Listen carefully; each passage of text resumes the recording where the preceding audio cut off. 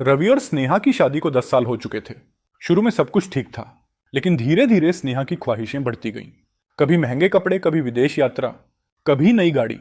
उसकी मांगें कभी खत्म नहीं होती। रवि, जो एक साधारण नौकरी करता था, अपनी तरफ से हर मुमकिन कोशिश करता कि वह स्नेहा की इच्छाएं पूरी कर सके। रवि ने दिन रात मेहनत करके उसे एक सुंदर घर दिलाया, उसकी पसंद की चीजें लाने की कोशिश की। लेकिन स्नेहा को कभी कुछ पर्याप्त नहीं लगता। उसे हमेशा लगता कि रवि उसकी उम्मीदों पर खरा नहीं उतरता। वह अक्सर दूसरों के पतियों से तुलना करती और कहती, देखो, रीना का पति उसे हर साल विदेश ले जाता है और तुम। रवि चुपचाप सुनता और मुस्कुराकर कहता, स्नेहा, मैं कोशिश कर रहा हूं, लेकिन खुशियां सिर्फ महंगी चीजों से नहीं आती। एक दिन रवि बहुत थककर घर आया। ऑफिस में काम का दबाव, ऊपर से कर्ज की चिंता। लेकिन जैसे ही वह घर पहुंचा, स्नेहा ने फिर से शिकायतों की झड़ी लगा दी। रवि ने उस दिन कुछ नहीं कहा, बस चुपचाप बैठकर उसकी बातें सुनता रहा। फिर एक दिन रवि को हार्ट अटैक आया।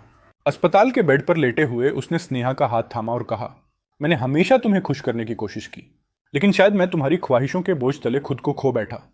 स्नेहा की आंखों में आंसू आ गए। उसने महसूस किया कि उसकी कभी न खत्म होने वाली इच्छाओं ने उसे रवि की छोटी छोटी कोशिशों की कदर करने से रोक दिया। लेकिन अब बहुत देर हो चुकी थी। शिक्षा।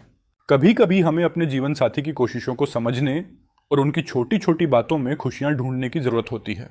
खुशियां चीजों में नहीं, बल्कि आपसी समझ और प्यार में होती हैं।